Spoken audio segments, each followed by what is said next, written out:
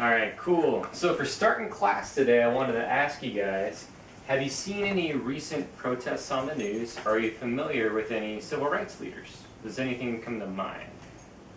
Yes. Martin Luther King Jr. Martin Luther King Jr., most famous one. We got MLK. And have you seen anything else you'd want to mention? Yeah? Malcolm X. Malcolm, ooh, yeah, you know your stuff. Two of my favorite right here. Got Malcolm X. And yes. Black Lives Matter. Black Lives Matter, yeah. Put a little hashtag. Black BLM. Lives Matter. And that's been on the news quite a bit recently. Dustin. LGBTQ. Yes. I don't know what that is. Let's put that Pride here Month. too. Hashtag Yeah, it's Pride Month. LBG. See about it. Lesbian. Alright. So when we look at these and we're familiar with Martin Luther King Jr. and Malcolm X and the current movements with LGBTQ and Black Lives Matter, why do you think people protest? Why do you think they get together and give speeches and have these kind of movements? Yeah? I know about the LGBTQ because a lot of people don't think same-sex marriage is okay, or being together same-sex is not okay. That is true, yes. And so they get together and they give speeches so that they can try and get the equal rights. Yeah? They also try to make their opinions true. They do. With any protest, you can pick people on both sides who think the opposite of each other, which is part of why it's good to study and see what both sides are saying. Which is part of the reasons why I really enjoy studying Martin Luther King and Malcolm X. Do you guys have anything you'd want to share with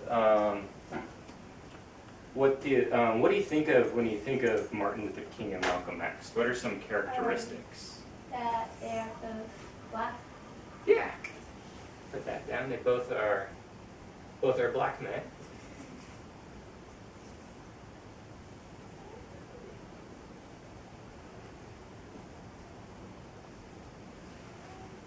Yes? Martin Luther King did a famous speech called I Have a Dream.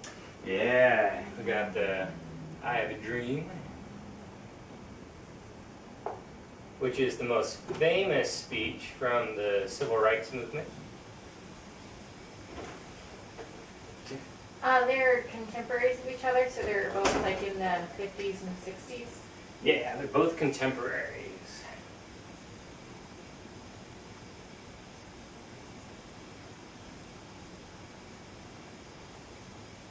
I'll put that over there too, 'cause they're both. Yeah. They were both assassinated.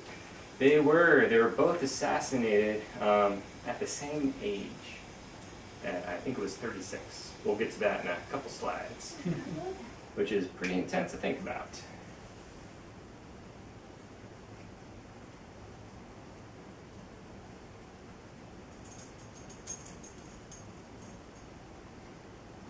Cool.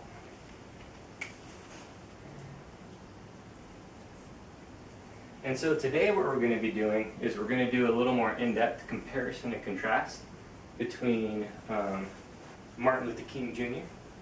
and Malcolm X, because they're two of the most well-known civil rights activists from that era, but they went about their activist movements in different ways. And you know how earlier I talked about it's good to look at both sides? With this, it's really good to look at both of them and why they chose to do their activism in the way that they did.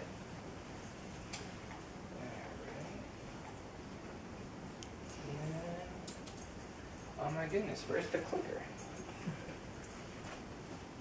Oh, thank you. All right, here we go. TA.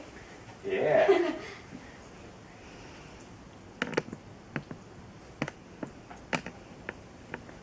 Okay.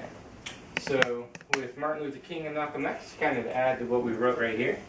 Both men fought for the civil rights for African Americans. They went about it in different ways.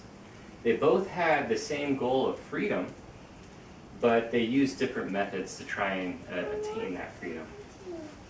And today we are going to compare their similarities and differences by comparing the speeches they gave.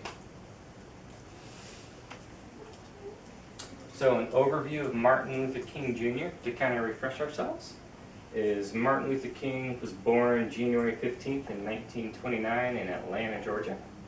He was assassinated April 14th, 1968 in Memphis, and he was 39 years old when that happened.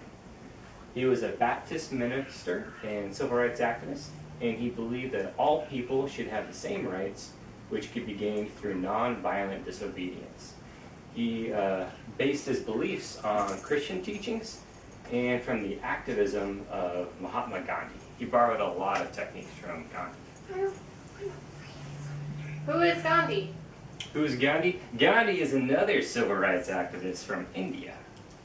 And we will be studying him in depth in a little bit too in a couple weeks. Okay. Yeah.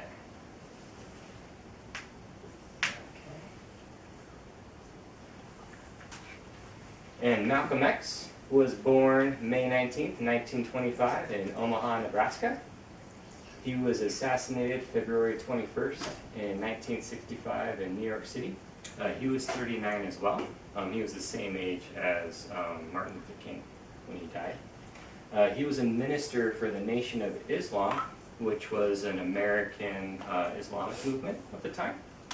And he believed in separatism because he thought that African Americans should gain their rights by any means necessary, and because of groups like the KKK and the violence of the time and the Jim Crow laws that we went over over the past previous weeks, he didn't think it was possible to attain that through integration. Like with Martin Luther King Jr., he thought that they could get civil rights integrating with white America. Malcolm X didn't think that. One of the reasons is his father was murdered by the KKK. Yes? So would he have been upset by the Brown versus Board of Education ruling? Which overturned separate but equal? He would have felt uncomfortable with it because he, from what you'll see in his speeches, he would think that it was a few white Americans saying, let's help them out, and then really setting up more laws to prevent any further movements of civil rights. And he didn't really trust it because of what had happened in his life previously. So he was always a little untrusting because of his previous life experiences. What's pretty exciting with him is later on in his life, he went on a pilgrimage to Mecca, and it was the first time that he saw people with all different skin colors getting along, acting loving and friendly towards each other, and he changed his opinion to where he thought that integration was an option. He didn't believe it until he saw it when he went to Mecca. And his beliefs were based on his life experience and the teachings of Elijah Muhammad, who was the leader of the Nation of Islam at that time. Do we have any questions so far? What year was it again that Martin Luther King was assassinated? 63? 68. So he was in 68. 65. Malcolm X was 65. So he was born. He was born a few years old, earlier in 25. Right. Yeah. Good question. So 3 years later. Yeah. Interesting. Okay. And so now we're going to do a little collaborative work. We're going to read a few excerpts from the I Have a Dream speech by Martin Luther King Jr., the most famous speech from the Civil Rights Movement. We're also going to read a few excerpts from God's Judgment by Malcolm X. And I have a Venn diagram for you, where you could, if you wanted to, you could draw circles, or you could just list them, whatever works for you. And working in groups of 2, because we've got 4 people here today, you will read these excerpts.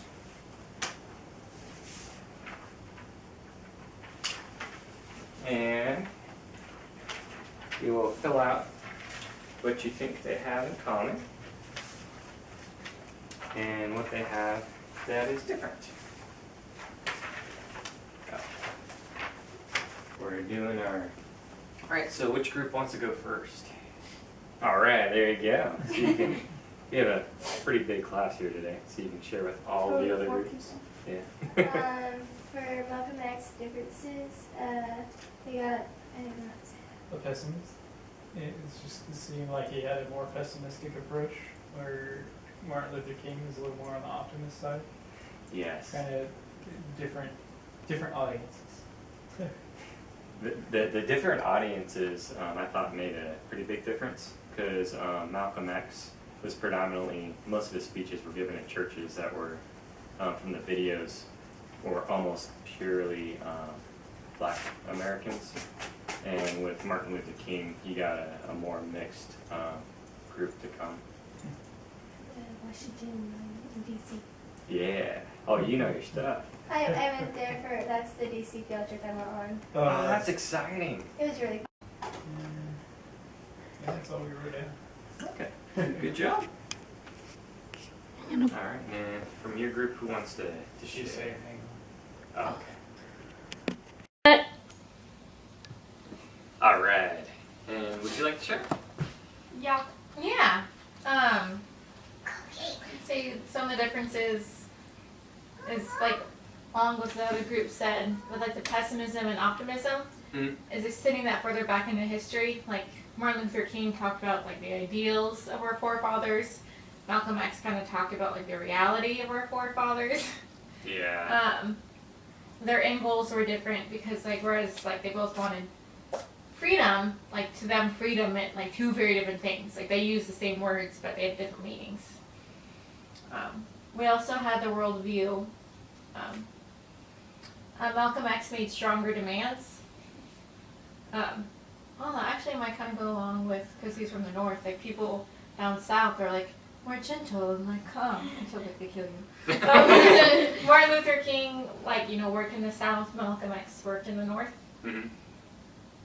But for the similarities, they're both trying to empower their audiences. They were good speakers. They use religion as like their focal point. It's like who they're the leaders of, and that's what they're talking about. Mm-hmm. And they were chosen representatives of their groups. It's not like they were fringe members of their groups, like they were actually like leaders of them. Exactly. Nice. Do you have anything else you want to share? Or? No. Nope, we're good. Okay. Cool. So I want you to hold on to your Venn diagram because it'll go along with your homework. And so you're going to want to hold on to your Venn diagrams. And you listed 3 attributes in each section.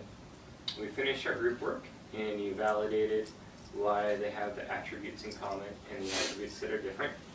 But part of the homework is going to be writing a 1-page written response. And so you're going to want to hold on to those to use them as notes for writing your 1-page response. We'll go over that in more detail at the end of class. Cool.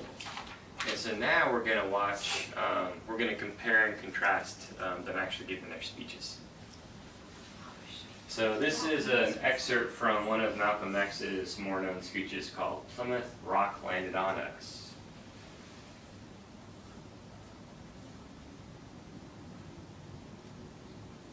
Oh, I guess it's loaded right there, so we can use the one that's already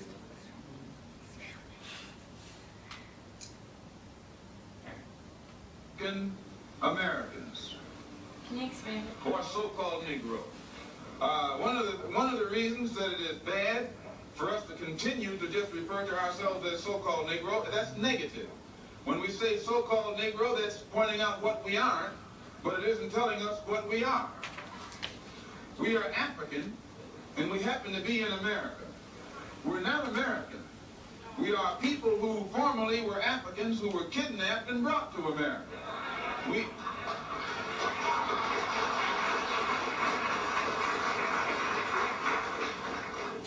Our forefathers weren't the Pilgrims.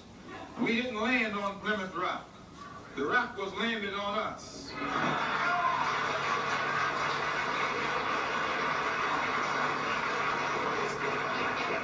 We were brought here against our will. We were not brought here to be made citizens. We were not brought here to enjoy the constitutional gifts that they speak so beautifully about today.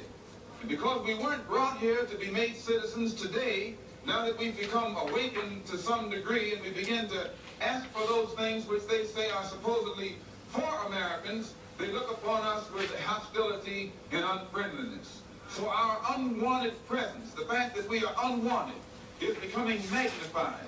in all of America's preachments today. All right. So that's illustrating what Sarah said earlier about his a little more how Martin Luther King was talking about the ideals in the Constitution, the Bill of Rights, and Malcolm X was drawing more on the realities of what they had to struggle with and deal with. You might have to click on the PowerPoint. Okay, and then this is another excerpt that's a little over a minute long. That's the one we read from? Yeah. I wanted to hear you speak because it's a little more fun seeing people actually give the presentation than just reading it, and also comparing the way he speaks and the intonation of his voice to. In the United Nations, you have poor nations and rich nations. They say that the most powerful bloc in the UN are the African Asian bloc. These are the poor nations. Yet they carry more weight in this political body than the nations do who have all the money. Why? Because no matter how wealthy America is, she only has one vote. No matter how wealthy Russia is, she only has one vote. Whereas all the poor nations in Africa who have just emerged into independence, they have each a vote too. And they stick together and are able to outmaneuver the rich nations. This is by having independence and the right to vote in the political world body, it has enabled the dark nations to band together and use the strength of their balance to force the wealthy nations, which are the white nations, into giving more independence to other nations who are still under their jurisdiction. You and I have to look at this and understand this, that the ballot is as powerful as the bullet. Yeah, the cinematography of the time. I think I knew what he was doing. Keep focusing on his hands. Yeah. Except when his hands At actually least- did one really big thing and then they focused like At just least on- it wasn't portrait. Oh. Yeah. That's right, he doesn't have the Jimmy Stewart voice that everybody else had in like the 50s and 60s in movies. Like, I talk like this because this is what white Americans sounded like. Yeah, he talks with a very clean dick. All right, and so good job taking notes too. The essay that we're going to be writing for homework is going to be comparing what Martin Luther King Jr. and Malcolm X have in common, what they have that's different, what you connected with, if anything struck you when you were listening to them, and also why you think they had the level of success they did. And so we'll go into that in a little more detail, but I wanted to let you know because that'll be the homework we work on. And so while we watch the I Have a Dream speech, we're going to take a little more notes because this is the most famous speech from the era of civil rights, so you can flip your paper over and do it like that. So while we watch this one, I'd like you to list 5 quotes from his speech. And write down why you connected with the 5 quotes. Yes? Is it okay if I paraphrase if I can't write as fast as he speaks? Oh, totally. Right now you can paraphrase. Here, I'll go to right here. So this is the homework, the essay that we're going to do. So in the one-page essay you're going to do is you're going to list 3 similarities between Martin Luther King and Malcolm X. And you're going to list 3 ways that they are different. And like what you already did with your Venn diagrams. And then you're also going to explain the strengths and or weaknesses of both men as civil rights leaders depending on their similarities and differences. And we're going to, when you write the paper for homework, you're going to use full sentences, proper grammar, and do it in a paragraph.